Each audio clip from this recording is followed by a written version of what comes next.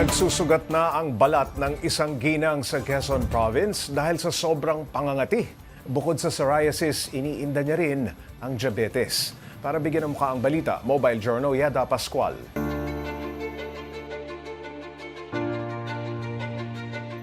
Ito na ang sitwasyon ng 43 anyos na si Jane Cudillo. Ang kanyang balat, sugat-sugat at nangangapal. Nagsimula raw ito noong 2019 nang may mga tumubong rashes sa kanyang liig hanggang sa unti-unti na itong kumalat sa buo niyang katawan. Sa sobrang kati, hindi niya napipigilang kamutin kaya nagsusugat. At dahil diabetic, hindi raw agad gumagaling. Malaki po yung sugat dito sa may puwit ko po. Dumidikit po siya sa aking shirt 'pag po ako nakatikhaya.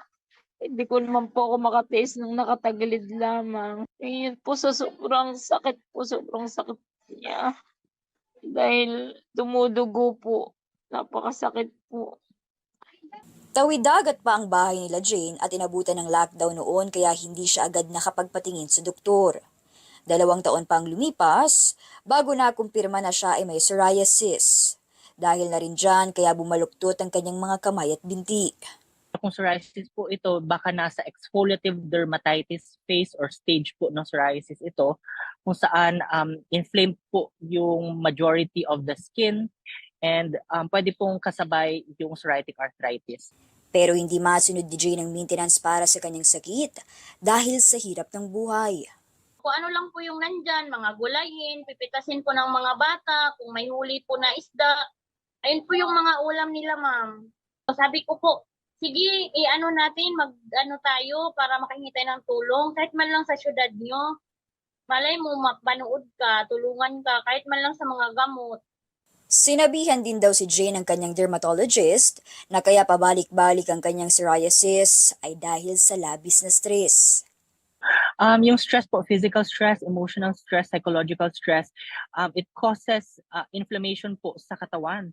Dahil po sa inflammation na ito, nagagalit din po yung balat. So marami pong natitrigger na skin conditions, even hair conditions. Di ba po pwede po maglagas yung buhok because of stress? Mayroong mga institusyon na nag-aalok ng libreng consultation at libreng gamutan para sa mga pasyenteng may psoriasis. Bisitahin lang ang website ng Philippine Dermatological Society para malaman ang pinakamalapit na ospital sa inyong lugar. Ang psoriasis po, panghabang buhay po siya na condition or diagnosis na nakokontrol na ma-manage po yung rash ng psoriasis pero pwede pong bumalik nga, depende po kung nagkaroon po ng trigger for the patient. Kumakatok po si Jane sa inyong mga puso. Sana po ay mabili ko po yung mga gamot sa aking karamdaman.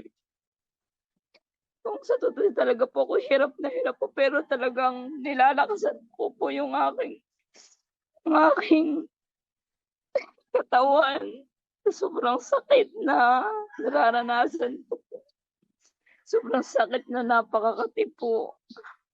Ako po si Mobile Journal Yeda Pascual na nagpapaalala na ang bawat may karamdaman ay kailangan din ng kalinga.